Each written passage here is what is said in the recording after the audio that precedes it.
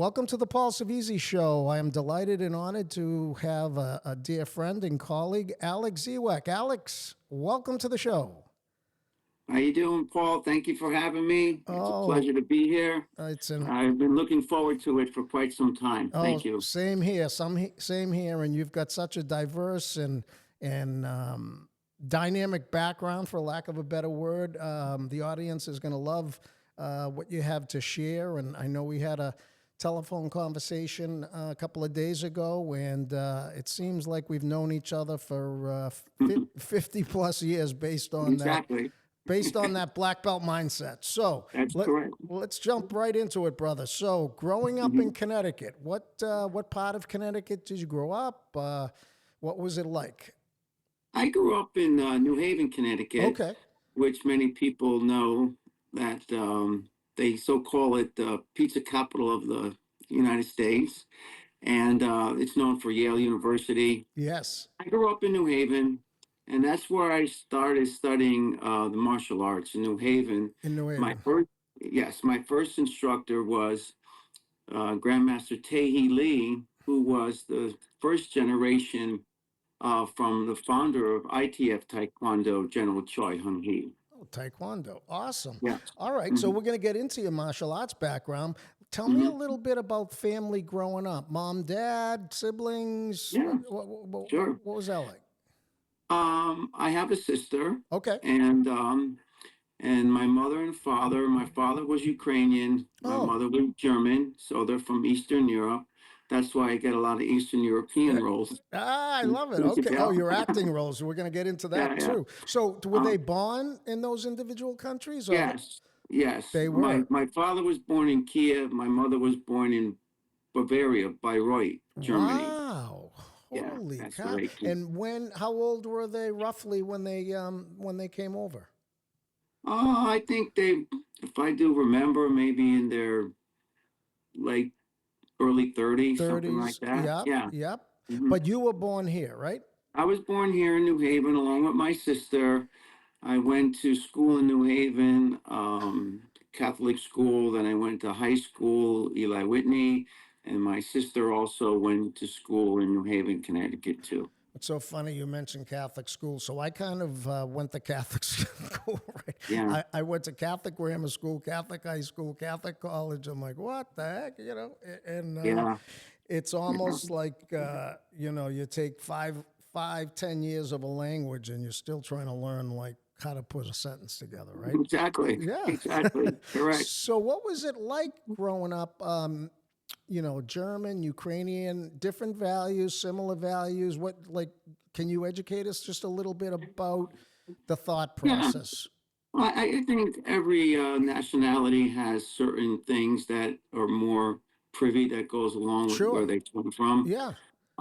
Be it from food to what they expect out of their kids growing up, so on and so forth. I was a normal childhood.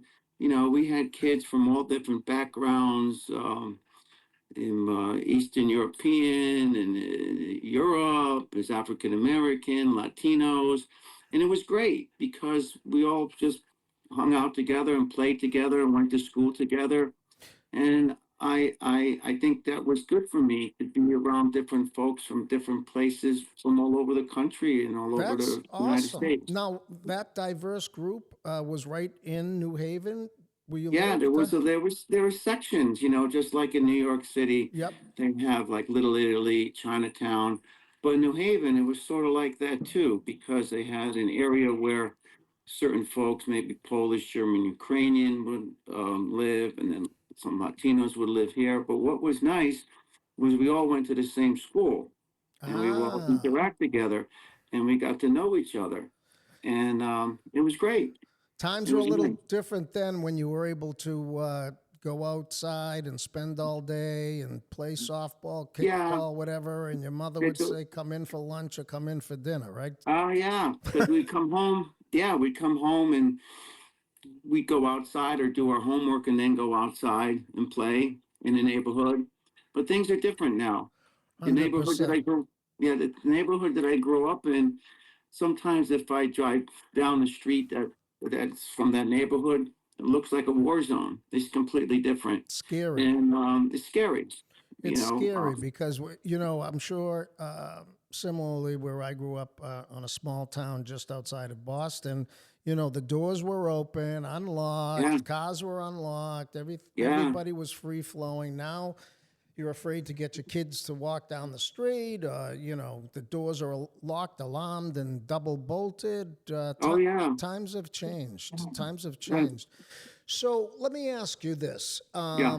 We spoke briefly, and I found this to be absolutely fascinating because a couple of other guests that I've had on with families from different countries, and like you said, not different mindsets, but different ways of life and things they do and don't do. And you had mentioned that from a career path, because I talked to you and we both felt the same way, that we had this prescription life kind of planned for us. We're both relatively the same age, and I think that it fits perfectly in this show that I talk about all the time. That we have this prescription of going to school and getting a job and having a relationship, having a kid, the white picket fence, a dog, a cat. You collect your pension, you stay in the same job for 30 something years, 40 years, and then you die. Mm. So, Right, and we spoke. right.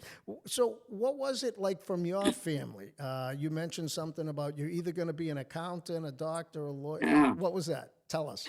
Yeah, I think for a lot of Eastern European parents that come here to this country, it's the American dream, Yep, yep, United States of America, yep. And in their mind, from my experience, they want their child to either be a doctor, a Doctor. lawyer, Yep. an accountant, or Engineer. engineer. Yep. And sure enough, I got a degree in engineering, and my sister got a degree in accounting. So there you go. I, There you go. so was that, and I kind of followed the same path Yeah. myself. It wasn't forced on me at all. I No, just think it was, I don't know, it was expected too strong of a word. I don't know. kind of like, I think growing up, you're trying to find your way, Yep. and you look to your parents because they're your parents, and your parents know, and Yes. they're trying to do better for you, Yep. and they don't want you to work. My father would say, I don't want you to do what I do. He worked like construction, Yep. painted the big trucks and a mechanic on the truck. So he wanted, I guess, You majority want of the you parents want want you you to to have a be better better life, better life better life. than Yeah. the parents had, So, right? right. So I'm like, okay, I'll go into, into engineering because in high school I took up drafting. Oh, And okay. then the normal progression would be, okay, let me go into engineering. But you do it because you really don't want to disappoint your I parents. know, And I you know. think they know better.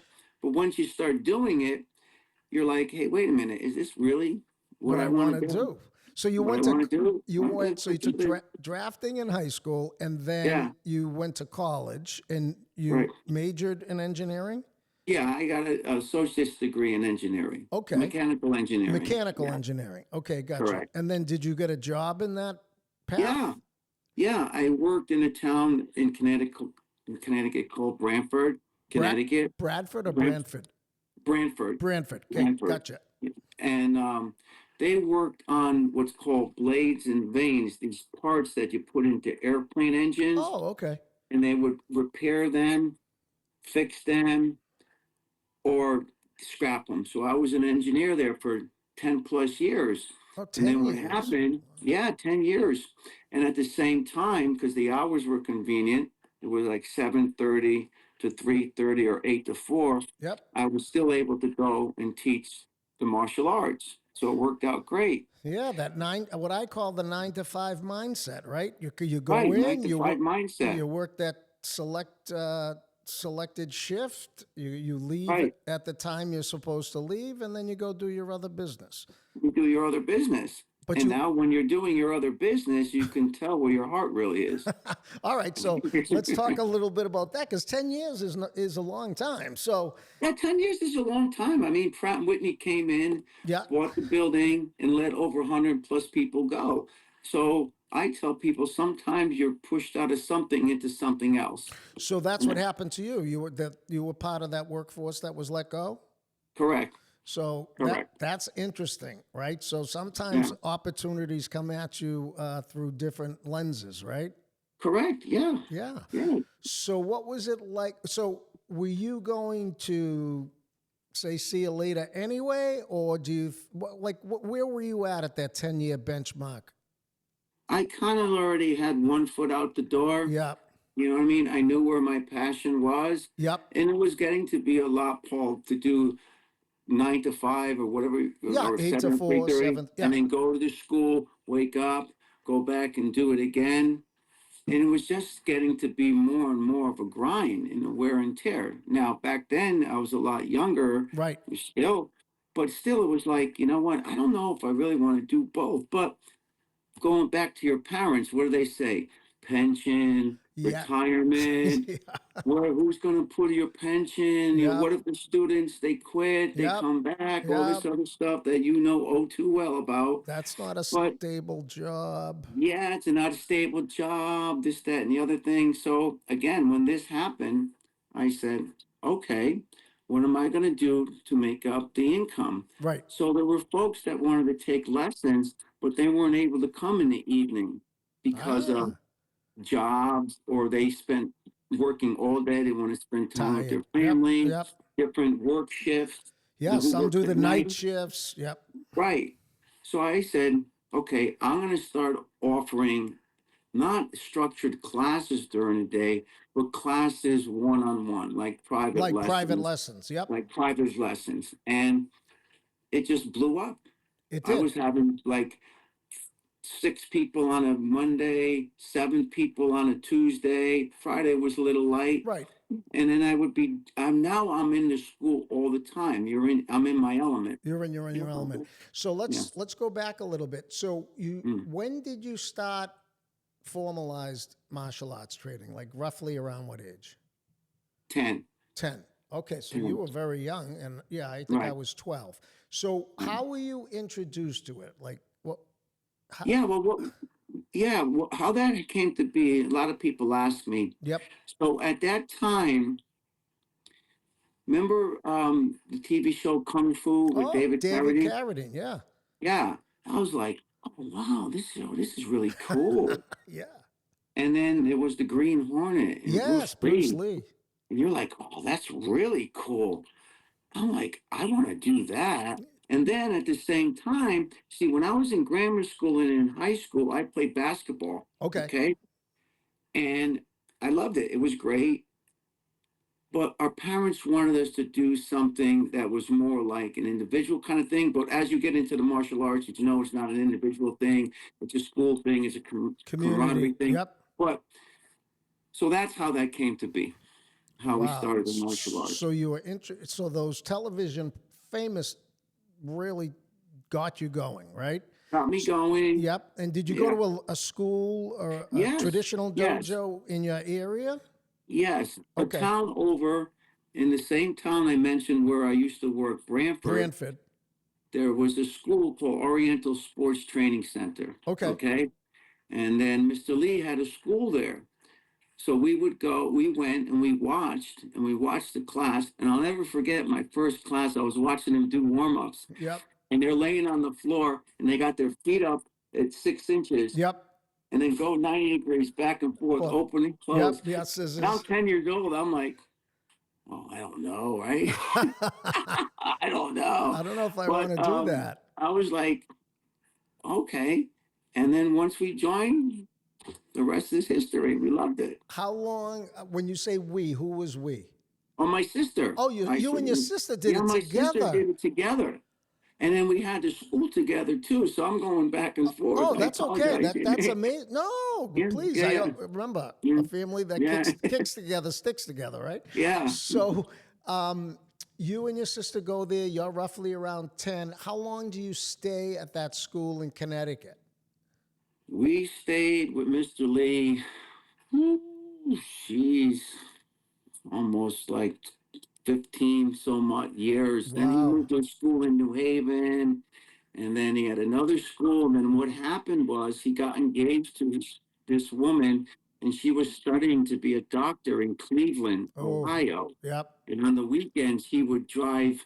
down there back and forth. Fourth. Now, Tae Lee, Yi, Y-I, is part of the Korean dynasty, okay, as you know, in the Yep. martial Yep. arts. And he was part of that.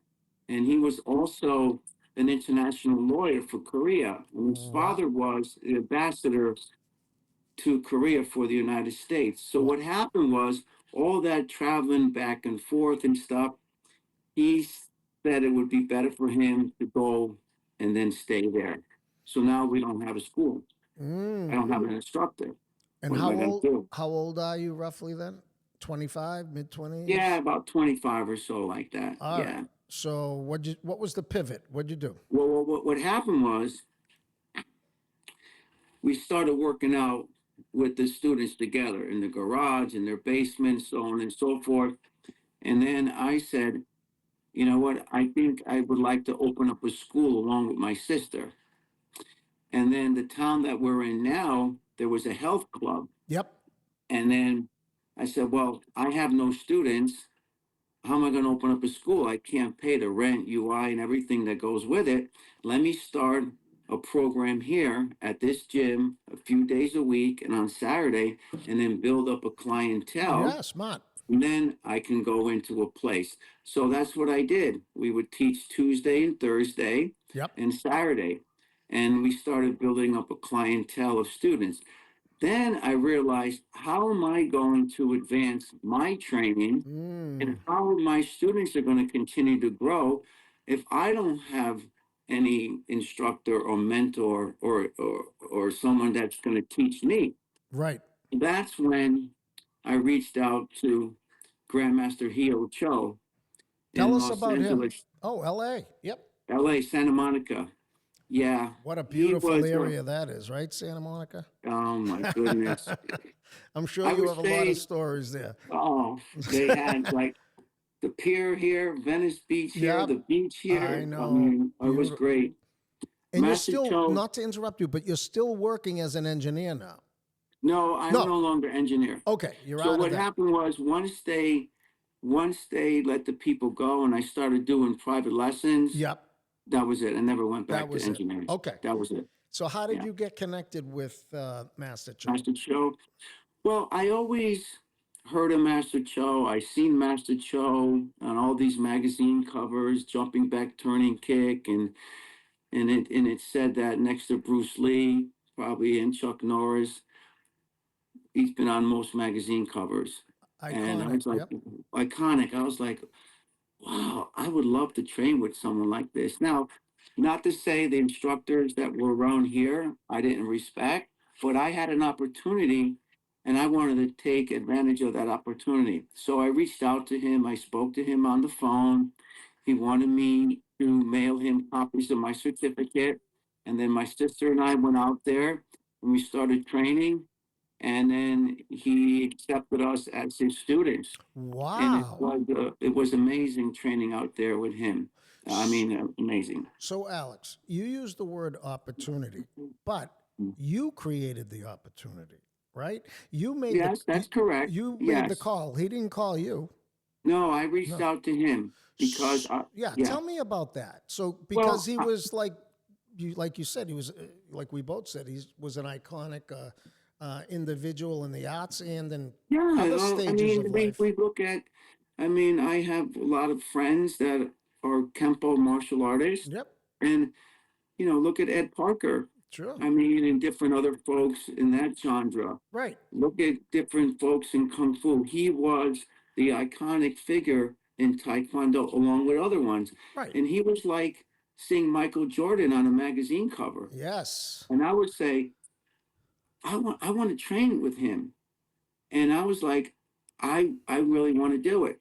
And then I put everything together and then it ended up happening. So tell me, so you go out, so he accepts you as a student, doesn't Yes. know you from a hole in the wall, right? In the No, beginning. no. You and your sister, is your sister older or younger? She's 4 years younger than me. Okay, so both of you just, what do you do? Just fly out there, drive out there? Yeah, What do you so do? myself and her flew out there, went to his school on Pico Boulevard, Okay, which he bought his first school, that school from Chuck Norris. Really? And Oh, yeah, he bought cool. his first school from Chuck Norris on Pico Boulevard. And we walked in there, and it was like raw. It was like no bottled water, no water machine, no air conditioning. Yeah, I was like, oh, this is old school here. And I never hardcore. forget it. He came out with his Dobok pants, ski pants, Y- and he had this t shirt with the sleeves cut off and the cut V over here. Yep, yep. I said, this guy's badass, right? And we started training. And then with Mr. Lee, we were very traditional, but he was open minded. But Master Cho was like way open minded. He's throwing overhand rights into turning back kicks, shuffle axe kicks, spinning knife hand strikes, which I've never done before.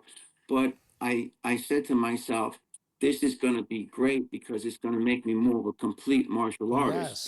Yes, And then my yes, students will benefit out of it too, because I'm learning all this stuff here. And so when I learn, as you know, they yes. learn too. So Yeah. did you? Oh, that's amazing. I love it. The free Mm. floating kicking and punching without uh, Oh the yeah. set curriculum, so to speak. Not that Yeah, that's yeah. not important too. But let me Mm. ask you. So did you go there just for weekend? Like, what did you do? No, no, what we did, well, that's a great question. We went there sometimes for a week or 2 weeks. Okay, And then I would have someone teach at the school while we were there. So so we would go, say we'd leave on a Friday, get there on a Saturday. We'd be there for like a whole week, and we gotcha. would train all the time. And we would go during the day and train too. I I love make a it. joke out of it. I think the first year I've been there, I was there. I never really went to the beach because I was at the hotel, wake up, have breakfast, maybe go to Gold's Gym in Venice because I wanted to check it out, Yep. then go to the studio because he was there in the afternoon, work out. He would come over and we'd go over stuff, go back to the hotel, relax, go back to class for a week. Wow. So we would do that like a few times a year, every year, And your like that. sister would do it with you. Yes, and then I tested for my fifth Dan, Master Cho, sixth Dan, Master Cho. And then he really took a liking to me. And then he would start, when he would go to these different photo shoots, Taekwondo Times, Black Belt Magazine, MA Training, he would take me. So he did a lot of photo shoots. Oh, yeah, he would go do photo shoots of him doing various kicks and techniques, and he would take me to be his Uki. partner. Yep. So I would kick at him and he would turn and back kick. And he didn't want to kick me too hard. I said, you could go ahead, you could kick me, sir, a little bit. Go ahead. Yep. And then so he would take me with him because he wanted me to get exposure out there in LA. So So you were the Uki, right?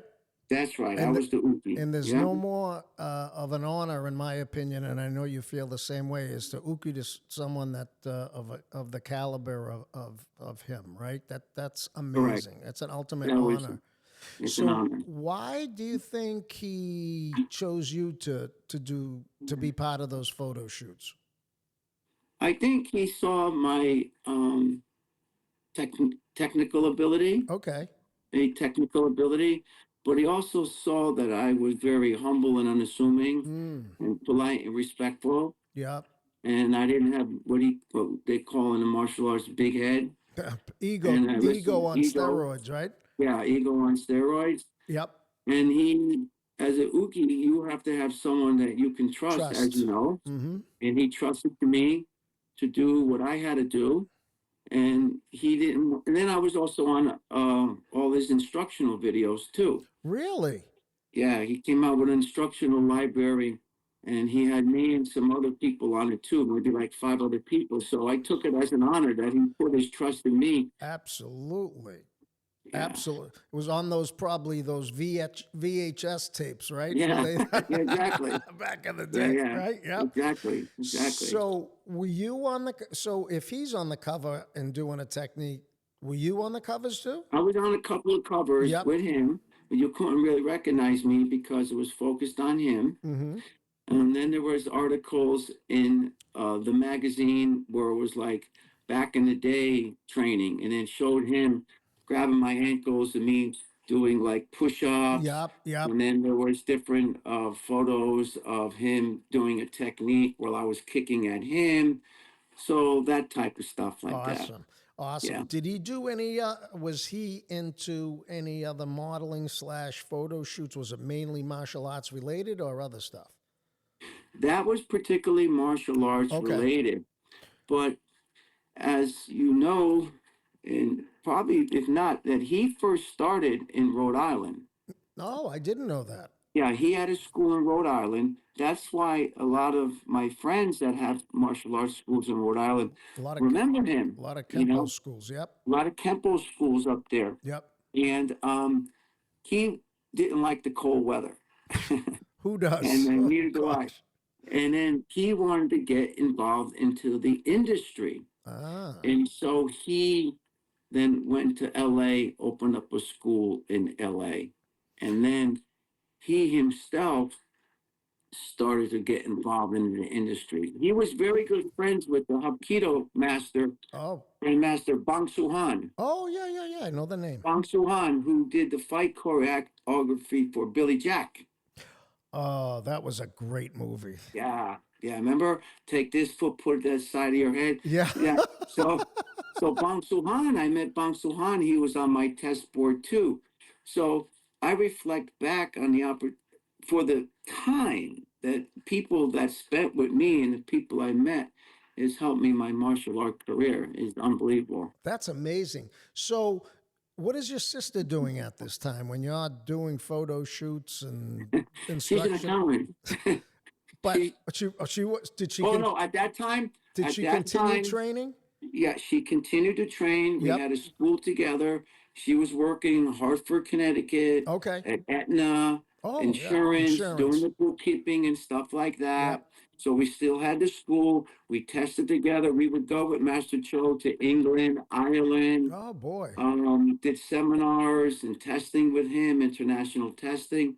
So he really took us under his wing. that's amazing. So you used the word mentor earlier in Mm, the show, and I really have a strong affinity in belief that mentors are invaluable. And mentors can mm, come, as you know, in many different ways. It could be just a business person that's older than you or more experienced. It could be a martial arts instructor. It could be a mhm. friend. It could, Sure. whatever. Um, Mm. how important do you think, whether it be Master Cho or anybody else, mentors? I think it's huge. I think it's huge, like you said. I think it's very important because I think that's your foundation. Mm, That's where you came from. He, if it wasn't for that person, you wouldn't have no kind of direction right. where to go Yep. and guidance. And he not only pointed us in the right direction, helped us to get there. Ab- So I'm always very grateful and thankful. Like many friends that we know, sure. I think lineage is very important. Lineage is huge. Where you Lineage come huge. Where you from, come and from. don't forget where you came from. That's why when I Ah, teach class, I mention Mr. Lee, Master Cho. So I don't say, oh, like I came up with that. When I trained with Master Cho, we did this. So I'm proud of it. But I want them to know that I appreciate and I never forgot and will forget where I where came you from. came from. No, Mm. no. Oh, And I don't know. We got different generations coming up, and we've been in. We're older and wiser, and have done a lot of different things. And I just, mm, like you said, knowing your lineage and the loyalty and respect that you have from that lineage, I think sometimes gets dissolved a little bit in this egomaniac culture of ours. But that's for another story, right? yeah, Yeah. yeah. So, all right. So you get into modeling. What's your next path? So what's going on? You got the school Well, back here, I got the school, I got the Connecticut. modeling. You, So what are you doing? what happened was I first started off doing the modeling. Well, I first started off being in a band. I was a singer in a Yeah, tell band. us about that. That Yeah. wasn't part of your parents' prescription, right? I know it was an No, engineer, because but no, accordion was the accordion. yeah. Their prescription was for me to play accordion, Yep. the Pennsylvania polka, Spanish eyes. And when friends would come over, Alex, break out with the accordion. I was like, wait a minute. I don't know about this. And Yeah. then as you get older, you're like, I don't see like where am I going to play the accordion? I'm not playing Madison Square Garden in the accordion. I know. Okay. But you did play it, right? Yeah, I Yeah. played it. Okay. It was cool. All right. And then I started like bands that um would start coming out, and friends would introduce me to bands like Led Zeppelin and Yeah. Alice Cooper and Yep. Kiss Kiss. Yeah. and Stones. I was like, whoa, wait a minute. This is really cool. I want to do that. Yeah. I want to do that. That's more cool. They get all the babes. I want to do that. So Accordion, I'm like, so you you're know. looking at some iconic people and bands. So Hmm. what do you do? Well, what I did was I had a friend of mine from high school. He played drums, Yeah. and we decided to put together a band. Okay. And then we put an ad in the local paper Yeah. looking for a guitar player. And then we got a guitar player. Okay. And then he knew a bass player. And I then we love got it. another. And then there you go. And then we got ourselves a band. And you were the singer? Correct. And what did you like do local stuff? Like what did you Yeah, do? what we did was there was more clubs to play Back in then. Connecticut. Yeah. Yeah, there's a famous club in New Haven called Toad's Place, and then there was tons of places to play. So we were playing like every weekend, and then we had our own original music that would be played on the college radio station. And Really? then we would go, yeah, we would go and play, and we would go from doing Led Zeppelin to Kiss to the Scorpions to all sorts of stuff like that. That's awesome. Yeah, thanks. Did you ever get a chance to meet any of those Yeah, band players or you did? yeah, yeah. Well, so what's interesting, I got to meet the guys in Kiss Gene and Simmons and all of Gene them? Simmons Yep. and Paul Stanley Yep. primarily. And then when they were doing my sister's friend, when Kiss was doing their Unplugged, when they were doing shows at different venues without the makeup, Yep. was responsible for their hair and makeup. Oh my gosh. Okay. Yeah, so before they'd go, she'd do their hair and makeup. And I met them before Yep. and got to know them. But once she started working with them, I got to know them even more. That's So that was awesome. really cool. Yeah. What did so you're playing for the band, you're running the school, right? You're still going back to Santa Monica or not? Yeah. Well, what happened, Paul, was when I started, I was running the school. Yep. And then when I started, when the band days were over, Yep. then I opened up the school. I got When you. the Yep. band days were over, I opened up the school. Okay. Yeah. And then you've done so many things. So then what about the modeling and the acting? The modeling How does thing. this come up? So how that came up, um, I wanted to get involved a little bit acting and modeling. So I went to the modeling agency and they took a liking to me and I did some photos for them for calendars and stuff like that. And then I said, well, this is fine, but I really want to get into the acting.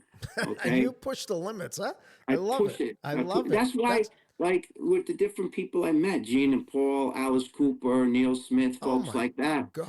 that yeah, so I started taking classes locally. It was like a workshop every Saturday for 6 weeks to learn the do's and don'ts about acting, how to make a resume, Okay. how to do an audition. And I met this gentleman there, Jason Bird, who we're friends still today. He's a Awesome. professional photographer. Okay. So we took pictures, and at that time we took pictures, but I really didn't develop any type of character. I just took basic pictures, and Okay. I did some soap operas, local soap operas, but nothing was really biting for me as far as like TV and film until he said, "Alex, come here, look in the mirror. What do you see?" I said, "Yeah, I see the same thing." So I developed more of a Charles Bronson edgy type of character Ah. because I didn't have that. I would take pictures like this and like this, and then that's nice to be a record producer on a soap opera and so on and so forth. So you Yeah, didn't create your you weren't what he was getting at was your identity, right? You didn't correct, okay. All right. correct. So you're the bad guy identity now. I'm the bad guy. Okay. There's a lot of And I those. was There's a going to lot of take the great route. I yeah. was going to take the route of getting into it, bad guy. Got it. I'm not going to do Paul Newman, Brad Pitt. I'm going to go Charles Bronson, edgy Clint Eastwood. I'm going that route, I love it. and and it Oh, worked. okay. So what happened? So you So started what to happened change was your persona. I started taking pictures with jeans, leather jackets, Yep. okay, hoodies, um, suit, tie, Yeah. more like mafioso type. Yep. Okay. And then what happened was I started sending out pictures to different casting agencies, and then would reach out to me to want to be in John Wick, Oh The my Drop, The Irishman, Ray Liotta's personal bodyguard and driver. So I found my identity and yes. I owned it, and that's it. Wow. But Alex, how does, I mean, look at what you say. You talk about ground roots. I took a local acting thing on Yeah. Saturdays, right? Learning how Yeah. to do a resume. Um, and then you start sending out pictures to different Yeah. agencies. Like, how'd you know how to do, like, did you have anybody helping you? I learned some of that stuff from the classes I took. But when I first started, Yep. a lot of the stuff that I did, independent films and student films, which I didn't get paid for, Right. I would go do to learn these things from different actors that were there, and they would share it with me. Okay. And Ah. then I started doing like some really background stuff, and I met folks and they were like, you have to join this site called Casting Networks, Actors Access. Put up your resume and pictures, and then you'll see posts come out during the day looking for For a biker, a prisoner, a ah. Russian gangster, and you put in for it. And if they are interested, they'll reach out to you, and then they'll say, "Are you available?" And I'll say yes, and they'll say, "This is not a booking. We just want to see if you're available." And then they'll say, yes, the director picked you. And then we'll get back to you tomorrow at this time for all your details. So I learned actually by doing stuff on set for Hmm. people that were just wanting to make a movie or a web series. And I said, that's fine. That's like being a white belt. I have to learn from the beginning.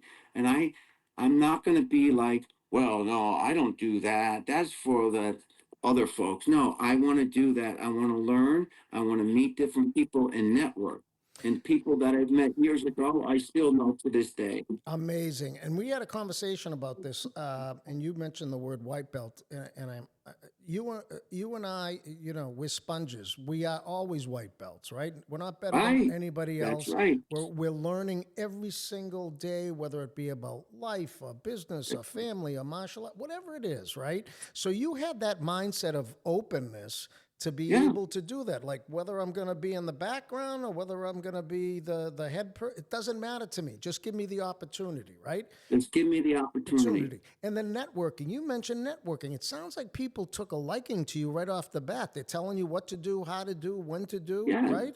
Yeah, I think it's how you come across, Yeah. and you got to be real and sincere Real. and don't be fake. And they took a No. liking to me. And Yes. that's why with Blue Bloods, I'm really proud that I was able to be on that show for 10, 12 plus years. 12 years. Tell us Yeah. about that. So how did you get onto that show? Well, how that happened, I saw that they were looking for perpetrator, a perp. Perpetrator. There you go, right here, right? A perp.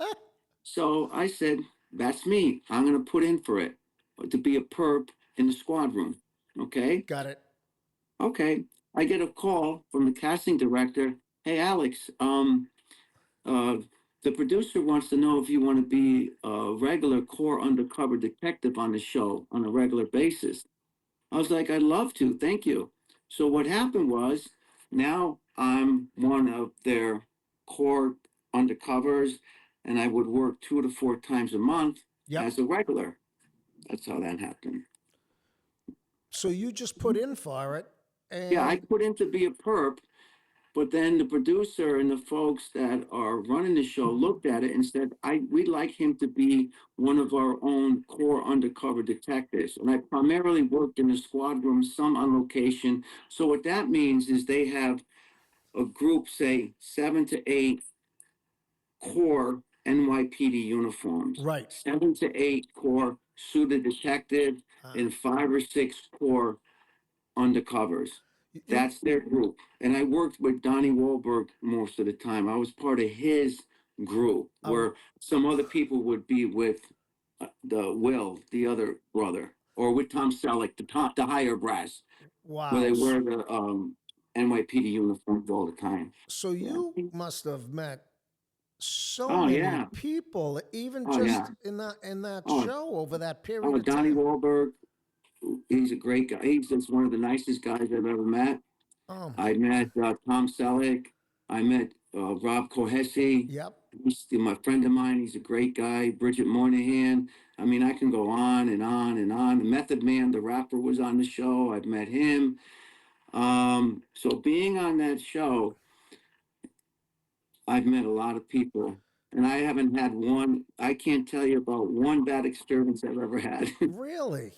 I'm not kidding. And it sounds like, you're coming across as being very humble, and you speak so highly of the people, yet, oftentimes, because actors, actresses, movie stars, whatever, singers, whatever, we're all human. They're all human. They've got life challenges and tragedies and whatever, but, Mm. they're always in the public eye, right? But it sounds like you've met a lot of real good people. I really have. Sometimes they say you don't want to meet the people that you admire and look up to, you know. But when I met, like, say, for instance, Alice Cooper, he couldn't be any nicer. That's awesome. And That's he amazing. yeah, because Neil, the original drummer from the band, Neil Smith, School's Out, I'm 18, No More Mr. Nice Guy, lives in Connecticut. And Oh, I did an independent movie called Desolation Angels, Rise of the Boas, and Neil is in it, and he plays the Russian boss. oh my. I play his right-hand man, Yannick, and we hit it off, became friends to the point where I'll go to his house during football season and watch the football games. And his girlfriend, Rose, who's been with forever, makes chili and we have a beer. And Jason I, goes, and I kid around with him because he was a Patriot fan. And then I said, "What?" Now then he like the Buccaneers because of Tom Brady. I oh, said, "So yeah, what yeah, team are yeah. you on now?" Yeah. But anyway, long and short of it, and Alice was like, "Welcome to the Alice Cooper family that I met the bass." I went and watched them rehearse without Alice, Neil, Dennis, Mike. Oh my gosh. That Yeah, is so I was like, amazing, Alex. That is yeah, so cool. So yeah, you do Blue Bloods for 10 plus 12 years or yeah. whatever. What other shows? You mentioned John Wick, right? Uh, That's John Wick, infamous.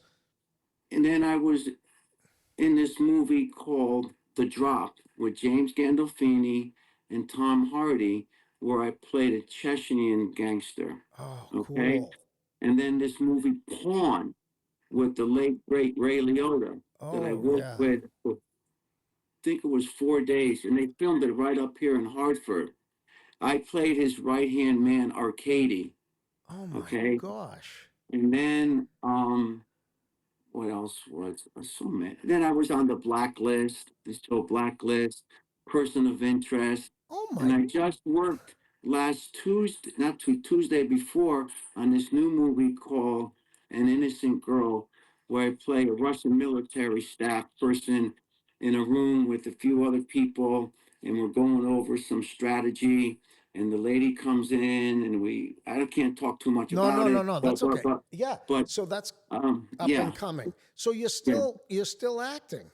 Yeah, I still acting. I was waiting to hear back for this movie. They were looking for some Chechen Russian kind of like mob guys. I didn't hear anything yet. So I'm still doing it. I was on that show FBI quite a few times. Really? Yeah, I had to play. I remember going for the fitting. I played Eastern European gangster. Yep. Okay, so I bring my stuff, but they have stuff. Okay. So I'm getting into these slacks, shirt, leather jacket, and they say, Alex, we got one more for you. I go, one more? Yeah. They bring out an NYPD uniform. I'm like, I Oh. thought I was playing a gangster. They said, yeah, yeah, you're part of the plot. He goes, because what you're doing is you planted a bomb on the Oh. New York subway system, and you're going to be in the NYPD uniform, and you're going to be on the subway, and they're going to be running all over the place, and you're like with a backpack and an NYPD uniform, just playing nonchalant, and they're taking photos of you because you're the suspect. You're the guy that did it. Yeah. I love it. So you must Yeah. have so many Oh, I have stories, so right? many stories. I can, yeah. Oh, so you mentioned today and when we spoke before about a lot of these individuals who you've met with, worked with, been part of your life that um, you still speak to them today. Yeah, yeah, I still do. I remember the folks that I worked with. Some of them, like this one fella, Joe Urban. He lives in Brooklyn. He has some health issues Yep. going on, and I speak to him once in a while because he's a friend. Right. And then he's not able to get out much. He has Meals on Wheels come to his house. Yeah. So you, So I call him and talk to him, and he's like, "Thanks for calling me and thinking about me." So I feel very blessed, I think and it's, God's been good to me. yeah, I think, Alex, it's, we've been very fortunate. We've grown up, both of us, in a stable family life, early life. And we, as you said, have been given and also created opportunities for ourselves. And Correct. there's something that I want to mention to the audience too Mhm. is your idea of really reaching for the skies, right? Right. We think big, right? And I think I Yeah, mentioned to you is, hey, you reach for the sky, but and if you fall short, you're still going to be higher than anything else, right? I agree. Where does that mindset come from? I think it comes from the different influences that I grew up with, Yep. particularly in music. Say the band like Kiss, they never seen four guys in makeup like that. They thought they were ridiculous. Don't quit your day job. And what is this? I mean, I'm not saying they were like virtuosos, musicians, but they believed in themselves. Right. And then they became one of the most iconic bands Ever. in the world with Right. the big logo. Um, so many bands and even actors and people have been influenced by them. So I saw the pattern. You I saw saw the the pet. template. Yeah, so let's talk just a teeny bit about the template. So you saw in Kiss, like, hey, who the heck are you guys? You're not going to make it type of Oh yeah, thing, well right? back in the day, it wasn't very popular to like Kiss. You know what I mean? Sure. Sometime at a certain time. Yeah. But there you go. You're like, no, I like it. I believe in myself, and if you don't like it, that's fine. Yeah.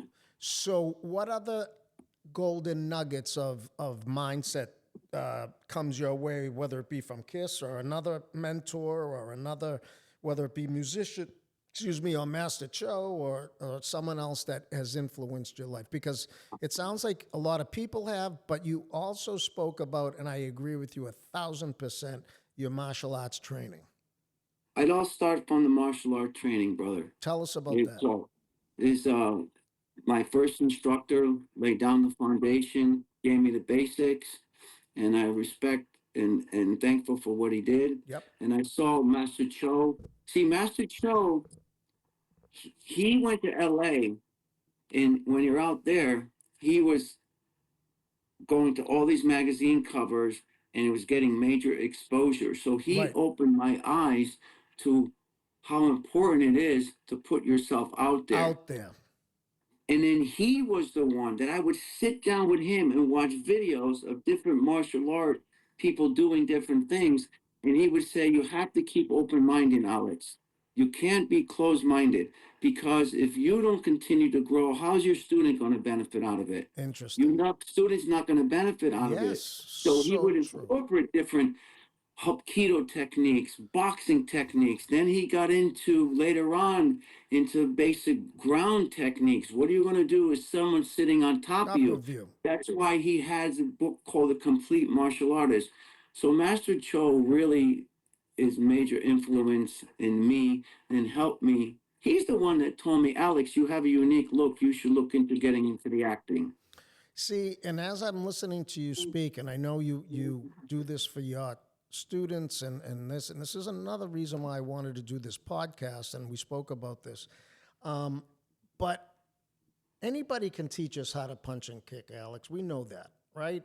We Yeah. know that you can do that in Mm-hmm. quick time. But the Yeah. life skills, the life lessons, the ups, the downs, the grit, the grind, I can get back up and do it again. Those are real life lessons that we take out of the dojo Correct. Yeah. and use that, as you've expressed today many, many times, as the foundation for the rest of your life, right? I feel that's 100% how why I am where I am today. I tell the students, no, that's not good enough. What's this like? That's okay. So you're going to develop that way of thinking when you're outside of here. Oh, well, that's enough. That's No, enough. if your hand has to be chambered here on the side, Right, it has to be on the side. right, This over here by your stomach isn't close enough, so you have to put it on the side. right. I say it in a nice way, but sometimes, oh, that's okay. No, it's not okay. Yeah, Okay. and you and I both agree. And I tell this to my kids all the time: is that you know, being okay, I guess, is I get okay. I get it. it. Some Right. people, and I did it for 32 years. I told you as a probation officer, is we get that mindset, right? That prescription from Right. an early age. It's okay. And Yeah. then we have an epiphany, right? Some Correct. people have the epiphany, not everybody. Mhm. So if you want to be okay, that's fine. If you want to be average, that's fine. But I want to be more. You want to Right. be more. Right. So we pull in from those martial arts lessons. We put yourself out there to a casting agency. You go out to L.A. because you want to find the most iconic gentleman in your art during the day. You reach Mm. high. You reach high. So you go from teaching, musician, modeling, continue to act, continue to teach. That's a lot of stuff, right? Are you Yes. doing, and don't take this as, Mm. that's a lot.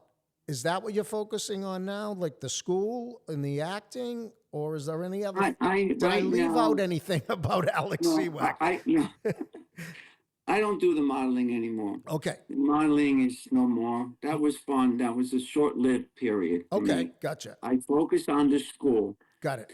and I still do the acting, but I am more picky about What? what projects I want to work on. You could, yeah, And students ask me, other students, sir, how do you do the school and the acting? Well, I'm not a regular on a show 5 days a week. yep, Okay. I make a guest appearance. I work on a show. And when I'm working wherever, I have black belts like yourself that yep. have been there for years that teach the class while I'm away That because you they know I'm there all all the the time. time. Yeah, that's what you On all the cultivated. time. That's the Yeah. culture that you cultivate, right? We call it the Right. tribe, the community, the family, right? Correct. That's the Right. dojo family. So tell us about the school now. Where is it located? The school is located in Hamden, Connecticut. Okay. That's probably 5 minutes outside of New Haven, where Yep. Yale University is, five, ten Oh, minutes. It's near what universities call Quinnipiac Quinnipiac. University. Yeah. Yeah, Quinnipiac College. It's right down the street from there. We've been in, this is our, I wasn't only in one location. I was one down the street, Yep. but this one here, we've been now, say, 4 or 5 years. Got it. Okay. And we have a children's class and Monday through Thursday, 5:30, 6:30. Yep. And then adult program, 6:30 to 7:30. Friday, we don't have class. We have class on Saturday, adults 9 to 10. and then children 10 to 11. And then Excellent. I try to hold a black belt class once a month. Then we have team practice. Nice. So, yeah, thank you. That do you do private lessons too? Yeah, I actually do private lessons and I do Zoom lessons. I have Can a you? woman, Yeah. Carol, and her husband, Daniel, from Las Vegas. Awesome. And I do Zoom lessons on 4 days a week. And how they found out for me, they were fans of Blue Bloods. There you go. There you go. There you go. Yeah. Did you have a school during COVID? Oh, what happened Yeah, during tell me about. COVID? At that time, I wanted to try doing a school, and the school where we were wasn't working out. Okay. So it was during a transition time, and I started teaching out of a rec center Yes. because we want to transition into a school, and it was too much overhead and all this other stuff. And then while we were in the rec center, that's when COVID hit. And then when COVID hit, I started doing Zoom lessons. And it was really hard to keep the attention of the kids with Zoom lessons. I They're know. jumping off their I couch, body know. I slamming. know. Oh, it was I just like, I and know. you're not going to get new students. So that you know the whole I deal. did the whole thing. Yeah. The whole deal. But you did it. But I did it. And I have to say, the people that been at the school, like yourself, that you have black belts and people that have been with you, stuck through COVID. Okay. 100%. And then we were trying to find a school, and then we would do classes outside, so on and so forth. And then we finally found a school. So it was a rough go of it Oh, for a remember, period of time. like you have to be so many feet away. You can Oh, only have X number of people inside. You got to but do the that. same thing was when I had to go to set. Every time I worked, Oh, before I worked on a show, I had to go for a COVID test. tough And then times. COVID test. And then when you worked, you had to sit so far apart from someone, and you have to keep your mask up. Yeah. And then they would have someone walking around. If someone had their mask here, Oop, yeah, put your mask up. mask up. Then we would go on set. You'd be masked here. Okay, ready to shoot. Masks off. Tough. Would be, oh my! It It was a was tough it period was tough periods, for a man. lot of people. For a I had a lot lot, of friends that passed away, of Paul, in New course, York. of course. I would Oh my see I would God. see this guy. I went in on this. I went in an audition with this guy. When he passed away of COVID, this guy, they were lining up. People were they had like boxes as coffins in Central Park. It was awful. I remember they were putting the bodies in trucks and In trucks too. right. Yeah. That was, oh my goodness. That was Tough. So tough. let me ask you this: what's Mm. next for Alex Ziwak? You've done a You know lot. what? You've done a Yeah. lot. You've influenced a lot of people. You continue to do what you love and your passion for acting and teaching and martial arts. What's Mm. next? What's next is I feel that if I could help somebody in any way, shape, or form, be it the martial arts or a child gain their self confidence or feel better about themselves, an adult who's battling anxiety or depression, or a lot of times when I go to tournaments, someone's interested in getting into the business and they say, "Sir, I didn't know who to talk to, but I talked to somebody. They told me to talk to me about it. And I like this person's character, and he's always been polite and respectful, then I'll point him in the right direction. So if I can continue to make a difference and impact people in a positive way, That's it. That's that's it, it. my brother. That's That's it. Then it. I can take my last breath. I'm good. We need to, and I agree with you 1,000%. We need to give back. We need to empower, especially in today's day and age with everything that's going on in the world, whether it be locally, nationally, or internationally. People Yeah. feel vulnerable. People feel Yeah. afraid. Yeah. People don't have the confidence or the chutzpah that maybe was once so prevalent. So as we're Mm. winding down, we got a couple of minutes left, Alex, Mm. and this is along the same type of question for you as we wind Mhm. down here. Is I mentioned to you that we've had the fortunes of growing up with a good family and foundation and martial arts and opportunities. What advice could you give to some parent that maybe was from a single parent home, that maybe didn't have two parents and money and had to rely on other people who have kids that are 10 years old, 12 years old, and what have you, that they may not be giving the lifestyle that you and I grew up with. How can we help those young parents? Like, what advice could you give them to succeed, to empower? Like, what would you say?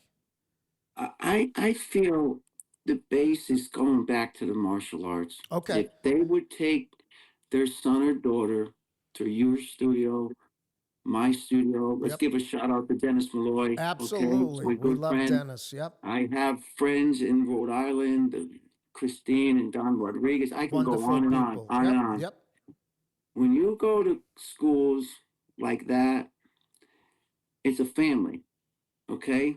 And you're in a positive environment, okay? And Yes. you're part of something really special. You're not alone. You have, Ah, you're yes. not alone. You look forward to seeing your instructor, the instructors, the other children, the other adults. You're part of a village, I okay? love it. Yes. And it gives you a sense of I have something to look forward Forward to. to And and in belong the, to, in the right? martial arts, it's structure, it's discipline, it's camaraderie, it's Mm, family.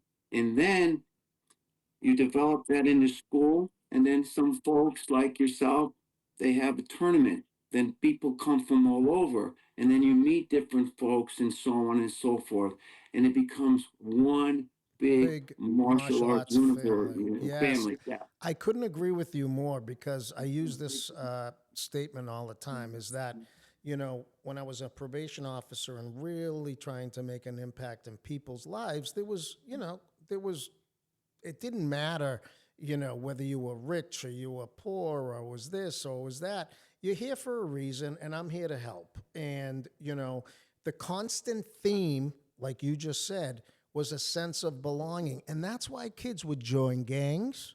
They would yeah, join the less, what we would call the most honest and decent career path or whatever right, for the sense of belonging, right? There was a hierarchy, there was structure, as you just right, said, right. there was discipline in that, I am. right? Yeah, And then right. we provide this other avenue. And that's why I really started this podcast because I'm like, we've done, not we, but as an industry, as a profession, have done not so good of a job of Mm. getting the benefits out there of what we can actually do for people. So I can't thank you enough for getting that out there. And it's so true. The sense of belonging and community is second to none.